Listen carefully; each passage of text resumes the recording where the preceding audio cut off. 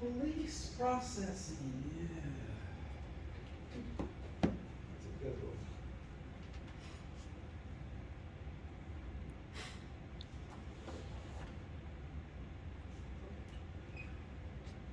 TV,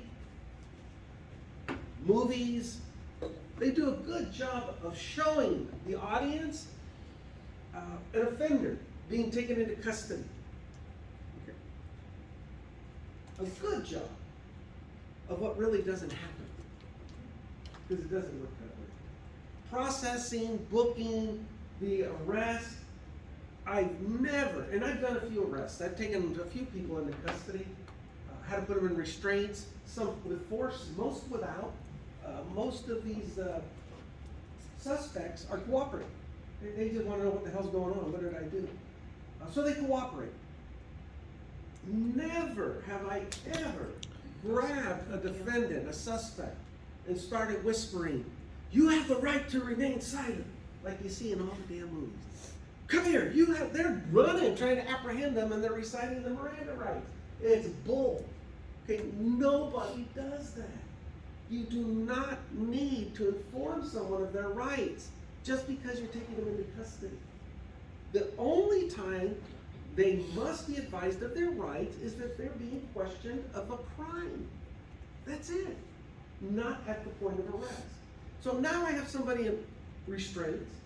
I spin them around. I want to talk to them. Where were you last night? What were you doing at this time? And I know there was a crime committed. I'm asking pointed questions to try to implicate this individual in that crime. That I cannot do without informing the suspect of their rights. Okay? So now let's say, and this applies to juveniles as well as adult offenders, I have a suspect because I'm going off a bolo. Driving around, I see the bolo, oh, this guy matches the description. Pull over, call the suspect over, ask him a couple questions. Based on the responses and the information I have, I believe this might be the right person. Enough so that I'm going to detain them. I'm going to question them. I'm going to take them downtown. Okay, I'm going to take them in, put them in a room, interrogate them. Prior to me asking questions about the crime, that's the point where that individual must be Mirandized. Okay, not sooner, and please not after. Now, I'm questioning the individual, whether it's a juvenile or adult. I've Mirandized them. I've shown that usually the departments have forms that the suspect has to acknowledge and either enforce their rights, remain silent, or waive the rights and wish to make a statement. They'll check off whichever boxes they want. Then they sign, saying, yeah, this is me. 50-50 shot that they're going to be cooperative and sign the document. Most of the time, they're going to tell you where you can stick that document, which is okay. As long as they verbally waive rights or acknowledge the rights and wish to remain silent, you can check the boxes. You sign on behalf. There's another box saying, defendant unwilling to cooperate, something to that effect. Okay, so now you got your bases covered. You want to go in, they waive their rights, you want to ask some questions. The interview's going pretty well. Your partner comes in, or your supervisor or lead detective comes into the room. Says, I want to ask this guy some questions. Has he been Miranda? You say yes. He says, okay, well, I'm going to do it again. And they recite the Miranda rights again. There's nothing wrong with that. They're covering their behind. It's better, and this is the point, to err on the side of caution. You can Mirandize the suspect numerous times. Doesn't matter. If you fail to do it once, then you're through. So please err on the side of caution. All right, so police officers arrest about 800,000 juveniles a year. That's quite a bit. Most states do not have specific statutory provisions distinguishing the arrest process for children versus that of adults. They're very similar, like I said at the beginning. Police engage in delinquency prevention efforts quite a bit. We talked about different programs throughout the semester. See if I can do this one. The drug. There's a lot of drug programs out there. Not aware, beware. Help me, guys. What are some of the programs you may have went through? coming up as a kid? Dare. That's it, the dare. I kept saying dare. How many of you had that program where they bring or it's a wrecked police car, they stage an entire scenario about drunken students, sometimes it's some of your own peers, you remember that? What an impact. I never participated in one. I was only there as a visitor, but I didn't actually get to participate. But I did see the effect that program has on the audience. Growing up, and it was a long time ago for me, in high school, I remember a Monday morning. It was my electronics class. I went and I sat down, and we sat down in big tables because we did a lot of lab work. And it was me and a couple other guys, so there was groups of about 4 throughout the room. And I remember looking over on a Monday morning, and this table was empty. Nobody was there. What the hell? That's rare for 4 people to miss on the same day from the same table. Start asking questions after class. It turned out that group of 4 people had gone out Friday night on a binger. Got drunk, ran a railroad crossing, and got killed by a train. All 4 of them were killed instantly. Wow. This was in the 70s. You know, a lot was going on back then. A lot of drinking, a lot of high school parties. I know you guys didn't do that in your high schools, but we did. But when that happened, it really was an eye-opener. How sensitive life is, how precious it is. It could be taken from you in an instant. So these programs are designed at these juveniles, the young people, to make you aware. There's consequences for your actions. Whether it's alcohol, drugs, gangs, violence, it doesn't end well. It just doesn't. Those are poor choices. It doesn't end well. So officers focus on the younger people, trying to make a change while they still can. I think we also discussed how to prevent juvenile crime. And the consensus was, you have to do it when they're young. Okay, you have to ingrain that sense of value, morality at a very young age, right from wrong. Don't do this. And if they don't get it at home, they start making friends in school. Was it birds of a feather flock together? Is that a saying? Yeah. Right? Did I get it right? Okay, good. Meaning, whoever you're associating with, that's more or less the road you're going to follow. So if you hang out with a bunch of jocks, and all you want to do is play basketball all the time, that's probably what you're going to do. Go and play basketball. If you hang out with a bunch of lowriders, all they want to do is drive around. I don't know if the little steering wheels are still in, but they have little tiny steering wheels and their cars jump up and down. Not that there's anything wrong with that, but if that's the clique you're going to run with, most likely you can't wait to get your first car with that little steering wheel. You know why they have those little steering wheels, right? So they can drive while they're handcuffed? It's an old stupid joke. Okay, so anyway, you gotta get them while they're young. You gotta teach these kids while they're young. Police do spend some time. I'm not gonna say they spend a lot. In my opinion, not enough, but they try. They really do. Teachers try. Parents, for the most part, the good ones, they try. Sometimes you just get a bad kid. Nothing you can do about that. But hopefully most of these kids are good and impressionable, and you can make a change. Processing now. Use of discretion. Depends on the offense. If the kid had a firearm in high school with notes in his backpack saying he was going to use it to kill every kid in his class and the teacher, and say a police officer just happens to pull him over in the hallway, asks a few questions, takes him in a room, and prevents that crime from happening. Obviously, that's serious. That kid's not going to walk away with a slap on the hand. They're going to have to do some serious evaluation of this individual. Okay, but what if the kid was experimenting with marijuana, had a joint on campus, talking to his buddies, look what I got a joint. He's a freshman in high school.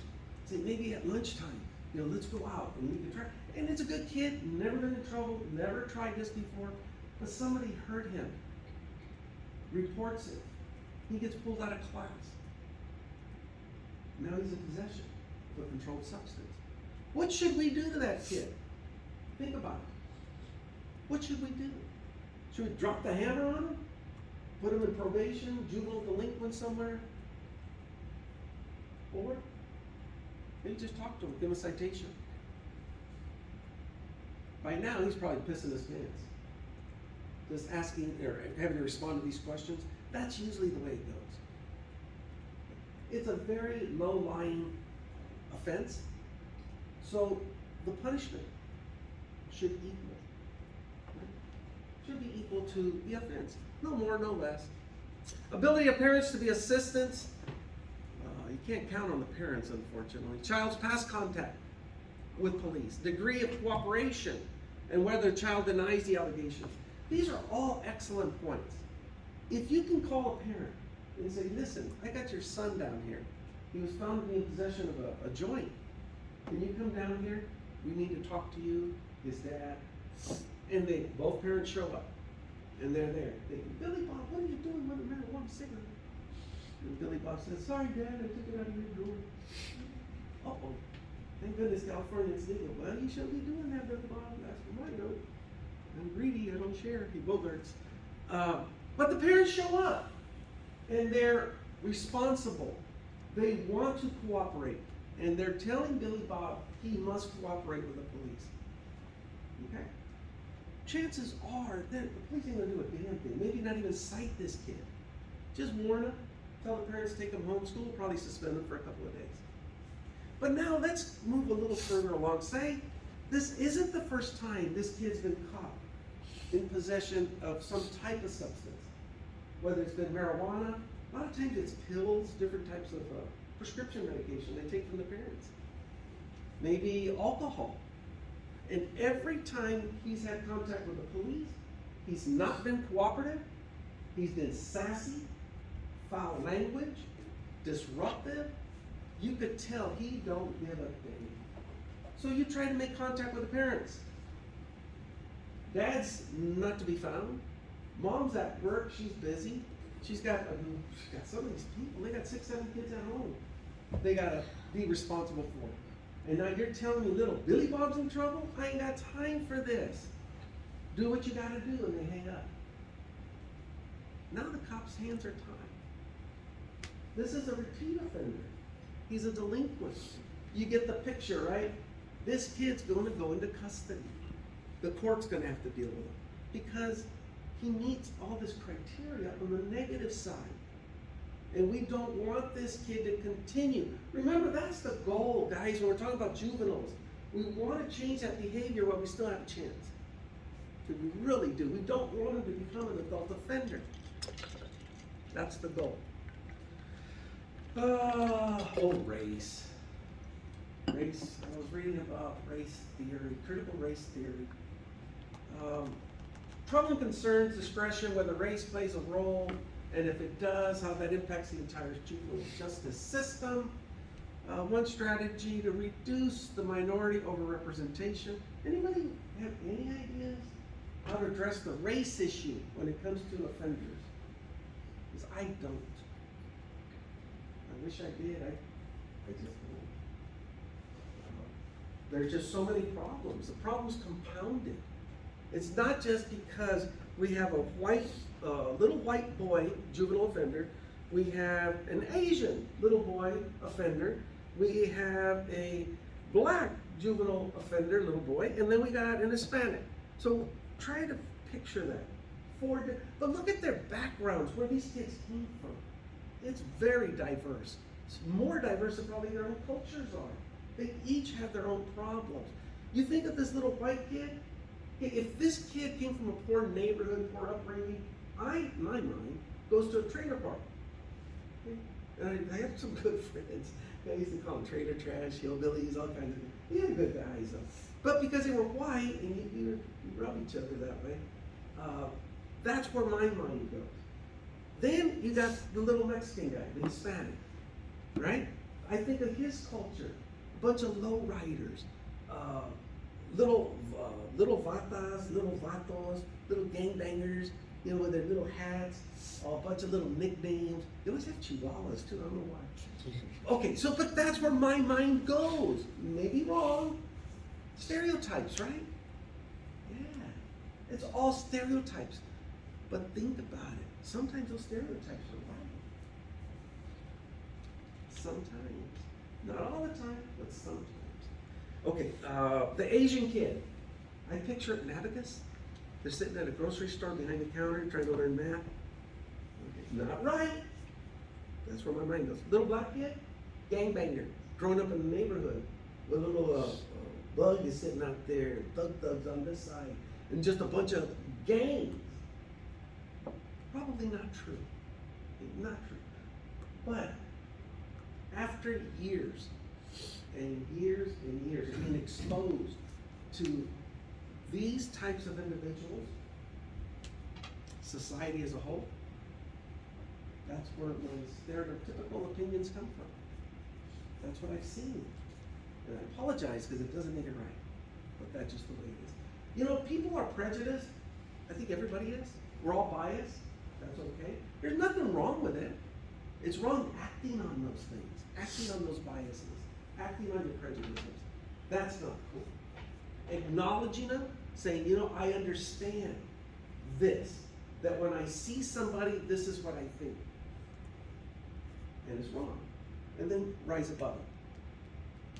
People who say, oh no, that's not me, you're full of baloney. Every one of you in this classroom does that. It's called survival skill. It's ingrained. The flight or fight, it's built in. Go to a strange location, look around. First thing you're doing is assessing risk. Who poses a threat to you? And if you have biases, that adds to that assessment. Okay. Children, they're going through that same thing. They're taught these things. Everything I said, all the ugly stuff, they're not born with it. We're not born with it, except for the fight or flight. It's taught to be a racist. Okay? It's taught to hate someone because of the color of their skin. Or because they got tattoos. Well, you see somebody with a tattoo, oh, they're a bad person. They're a biker, they're drug addicts. Oh, what? Okay, but that's what some people have been raised to believe. How do we get away from that? Yeah. Religion, religion's a good thing. It's a hell of an instrument.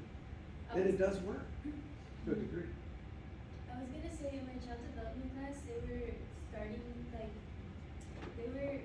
talking about this last night about how they started it anti-bias in preschool, and they would look at their differences and pretty much draw themselves or make themselves out of clay and stuff, and just say Timmy's different than Bobby, but it's still that's okay. We're different, but it's okay. And it's just it's not complex or anything. It's just really simple stuff. But I guess that's one that they. What age group? Preschoolers, 2-year-olds to 5. But it's not complex or anything. It's just looking at each other's differences and looking at what I look like, what he looks like, and Timmy's family and Jimmy's family. I understand the motives are positive, but I figure a 2-year-old, I was already being taught that people are different. Well, we are different though. There's something bad with being different, right? No, I think it's great.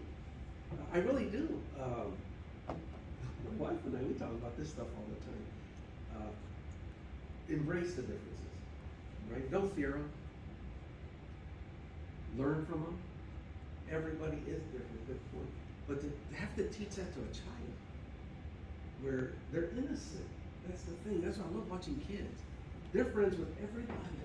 They don't hesitate to say, oh, wait a minute, I don't like you because you're short.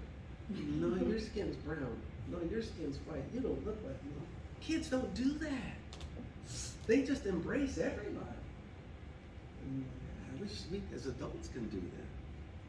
But we are different. We don't like people for a lot of reasons. Why did you pick the friends you did? Because you share similarities, same interests. Most of the time, that's all it is. Significant other. What attracted you to your boyfriend, girlfriend? The other person in your life, that relationship. Was it because they had a banging body? Probably. But you can only do that for so long. Because you got to talk to them. And think about my experiences. God, some of the girls I dated had the IQ of that doorknob. And that didn't last long. I said, hell no. One girl in particular, she was so fine, gorgeous girl in the apartment complex. I was 20 years old. But some of my best friends, they were girls, and they weren't that cute, but they were just beautiful on the inside. And these were the girls that were my friends, right? Well, this pretty girl came over, and I remember she was in the apartment, and she actually told me, get rid of your friends. I don't like them. And then, of course, I could spend time with her. I said, oh, hell no. You got to get the hell out of here. That lasted like 5 minutes. As soon as she opened up her mouth, all the ugliness came out. So, no, I ain't got time. But if you think about it, your significant other, a relationship, if it's solid and it's strong, it's built on a lot more than just looks. Okay, looks at some point ain't gonna matter. When you get my age, things start to sag. You know, it ain't looking good, but you still have that connection. That relationship goes on, continues. It's children. How the hell are we gonna teach the kids all these wonderful lessons you learned as an adult? It's hard. Okay, that's the bottom line. It's hard. The secret is don't give up. Just don't give up on them and just keep on doing what you can. Kids do have rights. The court case name, the video kind of showed the defendant. His last name's G-A-U-L-T, Galt. G-A-U-L-T. And the case is In Ray Galt. I-N-R-E Galt, which means in regards to Galt, because he was a juvenile. So the Galt case brought to the forefront the issue of juvenile rights, that they have the right to representation. They have the right to confront their accusers.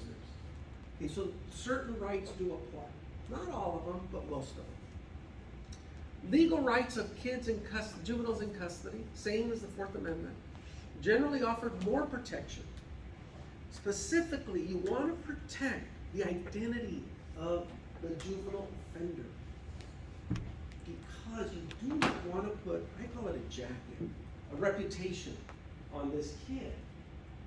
Once that reputation is put on the child, the juvenile, it's almost impossible to take it up. Example, 16-year-old gets in trouble, was arrested, charged for theft. He stole a lot of stuff, was using the money for whatever, he got busted. He was in possession of a knife, and he had a couple of his buddies, so they said they were a gang. So he goes to the juvenile court system. Juvenile courts, the courtrooms are closed. It's not open to the public. You cannot go in as a spectator and just sit there and watch the proceedings. It's done to protect the identity of that individual. But let's say this person goes all the way through the system. A year later, he's done. He's gone into the boot camp. He's come out. He's a success story. He's changing his life. But he's got to go back to school. He's going to go back to that high school. Within a day, kids are talking. You know that kid, the new one? Evan? He did time. He's a badass. Yeah. He got busted. He killed somebody. You know it's going to get exaggerated? Don't mess with him. He's a killer. Oh yeah, I heard he had a family who took him hostage. I mean, kids, right? The stories get so escalated.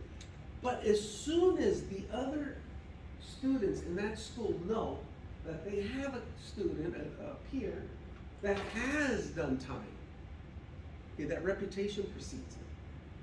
Okay? And it's hard to shed that. So they try to protect that identity as best as they can. In a school setting, they do have school resources officer. It's a court case. New Jersey allows Administrators to search the lockers, like I told you. Police cannot until they have probable cause. Okay, intake. Remember I told you about the similarities? There was a chart, the similarities and the differences between a juvenile offender and an adult offender. They start at intake, booking. An adult is called, they're booked into the county jail. A child or a juvenile is screened during the intake process. The same result, but different language. Detention process, there's been an ongoing effort to reform detention, and that's another court case. This slide got away from me, so let's see. The most important reform has been the successful effort to remove status offenders. They used to put status offenders for actual delinquents. Now remember, a status offender is guilty just because of their age. They were smoking a cigarette or drinking a beer. Maybe they were truant. So they're taken into custody for that offense. Then they're put in a holding cell with some hardcore juvenile delinquents. Not cool. So they don't do that anymore. They realize, we gotta keep them separate. We gotta really protect the innocence of some of the juvenile offenders. Bail, parents considered acceptable substitute to money or bail. What if they don't have parents? They have foster parents or they have a legal guardian. Then it gets a little more problematic, but usually they don't want a juvenile staying in a detention center. They want the juvenile out as soon as possible. Plea bargaining happens before trial. Prosecutors in the juvenile court may attempt to negotiate a settlement in a case. Very few juvenile cases make it all the way to court. Just the most hardened cases will go all the way through the court process, the hearing process, the finding of guilt or innocence, or guilt or not guilty, sentencing, the entire process. Not that many cases when we're talking about juveniles make it the distance. Most of them are settled out of court because that's where you find the most leniency. Alternative sentencing. We want to reform this juvenile offender. We don't want to punish. If it makes it all the way through the court case and they're found guilty, we just skipped any chances at reform and then we're going into punishment. Even it could include some rehabilitation, but still our hands are more tied. Waiver, and then types of waivers. Practice which juvenile court waives its jurisdiction over juvenile, transfer the case to adult. In some states, a transfer hearing is held. Okay, so this is a serious offense that an older juvenile has committed. I've seen cases at 13 years old. I've heard it argued in court up to 15 years. They want to make that the lowest age possible. As of today, there is no specific age. Okay, so you could try a 13-year-old as easily as a 15-year-old as an adult. It all depends on the mental capacity of that juvenile. Okay, so they're screened. Prior to the court proceeding with the case, they take the offender and they do evaluations, psychiatric evaluations, psychological evaluations. They want to check the mental capacity of this individual. And if they find that they knew exactly what they were doing and they think at an adult level, then the court can transfer them and try them as an adult. Okay. It's just a longer process, but it can happen. Okay, a direct file waiver, that means that the case was so serious, so egregious, and the age wasn't a 13-year-old, maybe it was a 17-year-old. The district attorney can petition the court directly and ask this case to be transferred to an adult court. Remember, the defense still gets to argue. But depending on the circumstances, that's one way. Excluded offense waiver, judicial waiver, reverse waiver, and then blending sentencing laws. Look in your textbook for those definitions. They're all manners in which a case can be transferred from a juvenile court to an adult court. And we talked about it on Monday, why we want to do that. Waiver does not seem to influence crime or recidivism rates. One reason may be the juveniles whose cases are waived to criminal court are sentenced more leniently. than they would have been in a juvenile court. And although some youths transfer to adult court, never spend a day in adult prison, some become enmeshed in the daily life of an adult correctional facility. I had one juvenile offender in an adult prison. I'm trying to think of his name, but I can't. I remember the name of his gang. He was out of LA. It was called F Troop. He was a Sudan, he had gone through the juvenile justice system. He was a repeat offender. He was hard to handle in the juvenile systems, but they tried. They sent him to a juvenile detention center. This kid caused nothing but trouble. So they brought him over. He had a YA number. God, I can't think of his name. A YA youth offender. So they brought him over as a YA number. I had him in my unit. It was Juvenile. I seen this kid come through. He had to be single cell. So there's special things we had to do with him. We had to check on him every hour on the hour. And just keep an eye and make sure he was adjusting okay. He comes into my unit, and I'm talking to him. I'm saying, what in the hell is wrong with you? You know where you're at. He goes, oh no. He goes, this is all I wanted.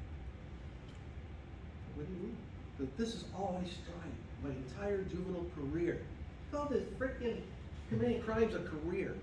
He wanted to go to an adult prison so he could earn his bones with his gang. He got his wish.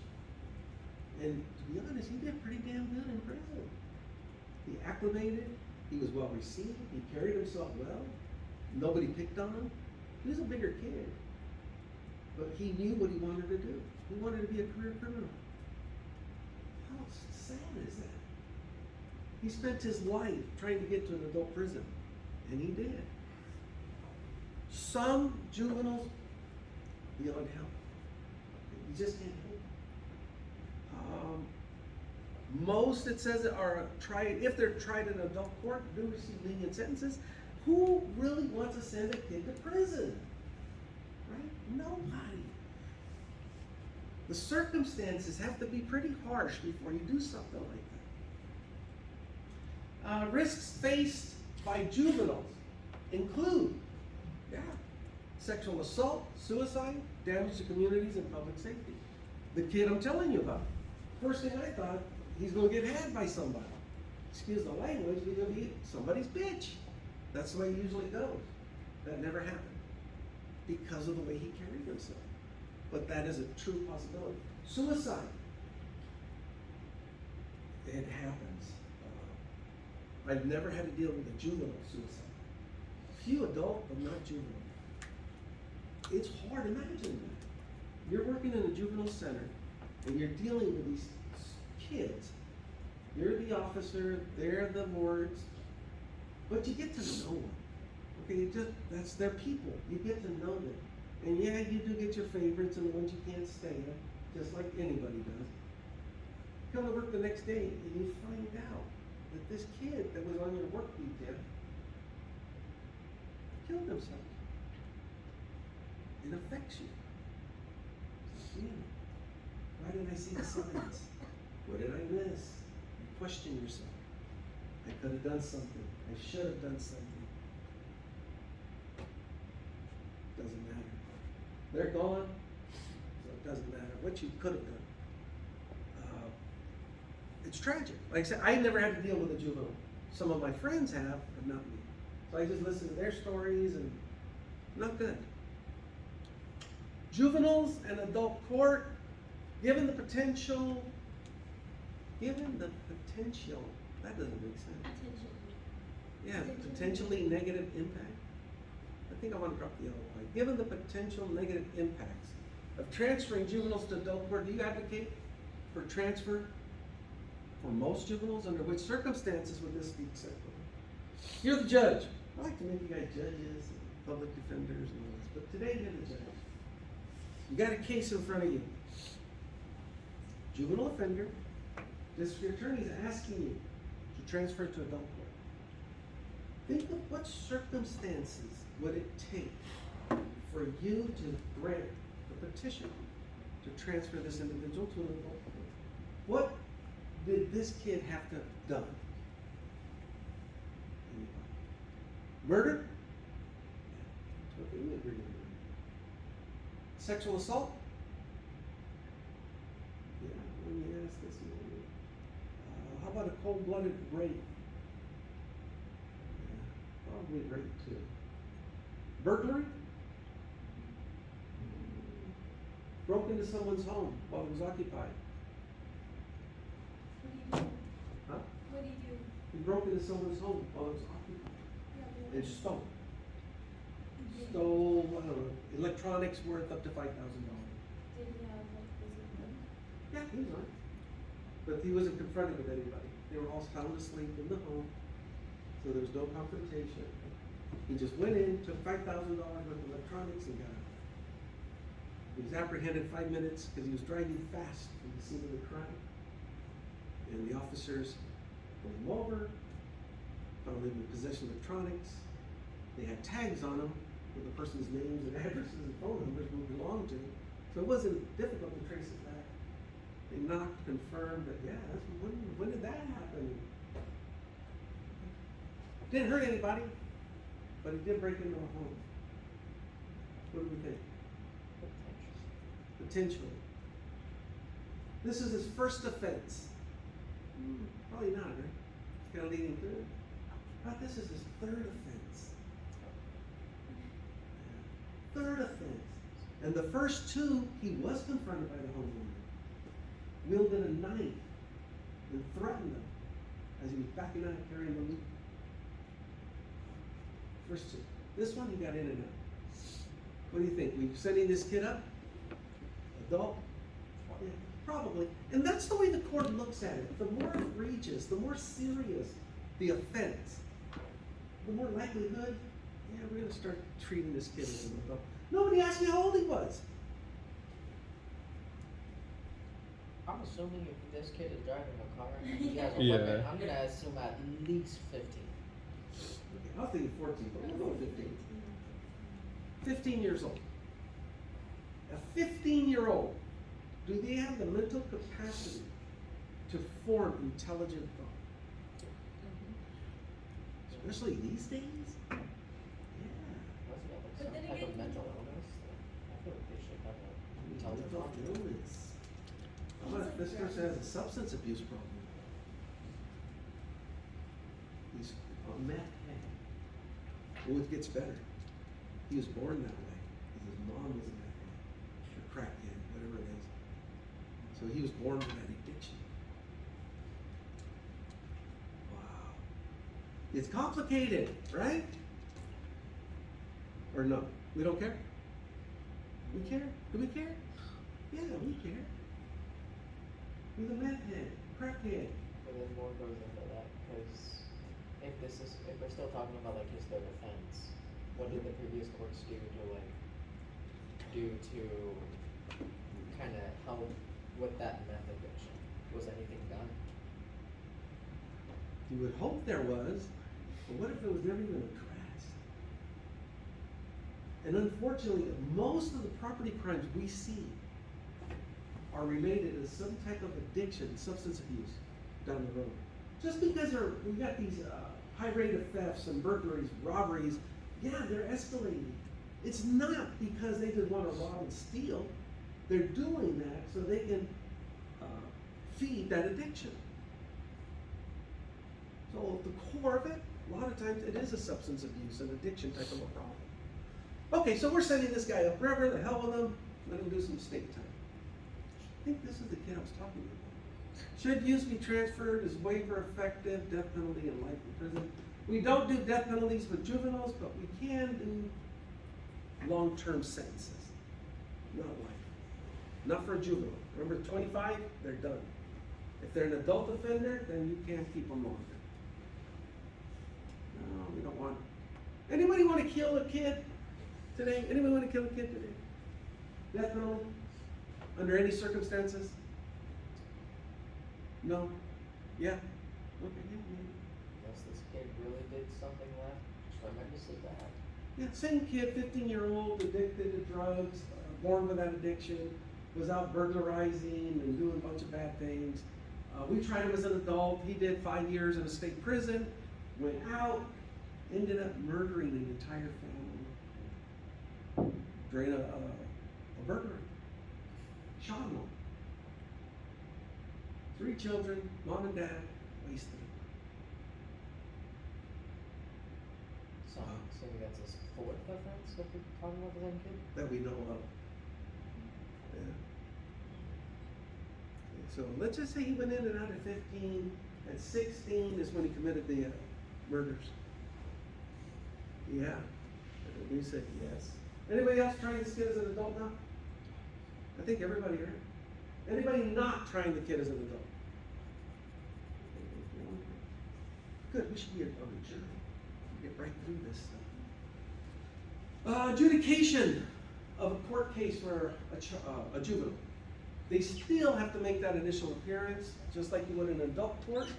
Court hears the evidence on the allegations, and here's that court case in regards to God. The juvenile is afforded due process. Okay, that means constitutional rights apply to this juvenile. Disposition and treatment or suspended judgment, probation, placement in treatments or commitments. These are just some of the outcomes. The adjudication is very similar to the adults, meaning they're arraigned, they're assigned counsel, they come back, they make their first appearance, guilty, not guilty, court dates are set, and so forth, and it goes forward. There has been an ongoing effort, 30 years, deinstitutionalize status offenses, juvenile justice reform, and these are just some of the things. Remove status offenders. Status offenders, I agree, they don't belong detained anywhere. Standardized juvenile dispositions. What that says, depending on where you live. If you live in Beverly Hills and you commit a crime, versus you live in Fresno County and commit the identical crime, the outcome will be different. Why? Or is it that money talks? Yeah. Probation is the most formal sentence. There's special rules, alternative sanctions. You can just do so much with probation. Each one is tailored to the specific individual. Intensive probation and supervision. Decarceration, we don't want kids in prison. We don't want them locked up. But we need to maintain some sense of control. Electronic monitoring is outstanding for that. Community ties, reintegration, mixed results. We want them to continue with those relationships, with the family, with the friends, those positive relationships. And the mixed result says we still can't prove it works. Okay, there's no study that proves beyond a shadow of a doubt that if we do this, this, and this, the outcomes are better than if we didn't. Too many variables, can't keep track of it all. You had a question? Yeah, that's actually crazy that you say that because, like, I wonder if we use like scientists, like psychologists. I don't know, because I think about like my work and it's ABA, right? So it's like scientifically proven. If you do this and this and this, we'll get these results. So since you say that, I'm like, oh, I wonder if we get like scientists or like psychologists and stuff and try and figure out a method because we've got it situated for kids with autism special needs, right? With ABA. But like, I wonder if there's like, something that we can do for juvenile corrections and. Anybody want to do a PhD? Do it on that. You could, if you're interested in that topic. I'm not aware of any studies. I think my goal in life was addressing adult recidivism. And that was what my doctorate was going to be based on. I only started it and I said, I don't have time for it. But I was really interested to do the research on it and examine this issue deeper. Anybody can do it during the course of study. If these kind of topics interest you, absolutely. Dig into it, do the homework. Do your dissertation on something like this when you get there. And contribute. Maybe you will come up with a good solution. You never know. I just don't have any idea what that would be. Okay, institutionalization, state statutes vary, determining the length of commitment. Number of youths held in some form of incarceration have declined, and that's because we're deinstitutionalizing status offenders. And that's one of the biggest factors. The aftercare is the final stage. Supervision support, intensive aftercare program. This is sort of like parole. The juvenile is now on the other side of detention. What are we going to do with them? How do we prepare them to succeed? new resources, monitoring, working in the community, some type of interaction. There's a lot of good ideas. And again, no proof any of this works. Factually, we can't say if we do this and this and this, you get a good outcome. We just don't know. Preventing delinquency, intervening in young people's lives before they engage in delinquent behavior. And these are just some of the resources. Anybody, as a kid growing up, going to YMCA? It was good. It was a good experience. I enjoyed it. Boys and Girls Club? They didn't have one where I was at. You did? Yeah, but the YMCA, I remember we used to go down and use the pool. I'd go play basketball. It was a blast. So it was nice. PALS is another one. It's not up there. Police Activities League. Usually smaller departments, agencies try to provide resources for kids. They just got to try something. Okay? If you keep trying, maybe you'll find an answer. From your perspective, how important is a preventative approach as opposed to reactionary? Yeah, that's a good one. Too often we react to something that's already happened. Law enforcement is based on reaction. Something happened, police get a call, they respond, and then they address what's happened at the issue. Preventative, that's community resource. I teach a class in community policing. I don't know if any of you are in that one. No. You are in that. Community policing? Okay, good. I enjoy teaching that class because it does take the preventative measure approach. What can we do to help the situation so that these, usually it's the youth, don't grow up to be offenders? It's a hell of a thing. And it doesn't take much. It takes one officer to make a difference, or one community person to make a difference, to reach out and help some kid. So help your neighbor. A lot of times that's it. It's that simple. But there's just not enough of it. These days, most police agencies, law enforcement, has some officers dedicated to community policing. School resource is a big one.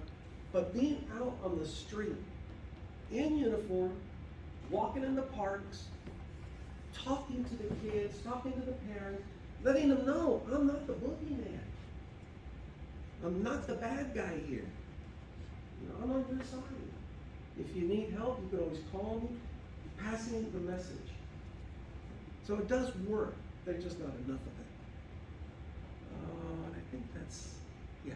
The future, ongoing effort to modify the juvenile justice system, public's fear of predatory juvenile and super predatory individuals, reaction to high profile cases. This is the media at its best. When they find a kid that's slaughtered, like these Columbine, the school shootings, and they make that individual the most evil thing to ever walk the planet. But what failed?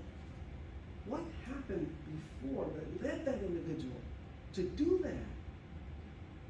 If that was the result, something really bad happened early on. People don't just wake up in the morning for no reason and say, today I'm going to go out and commit a violent act and shoot up a whole building. It doesn't work that way. Something happened. And if we could find those trigger points, identify them, address them, and teach kids, if you feel this way, if you see this, say something, there's help, maybe we could prevent these types of crimes from happening again. Because they happen too often.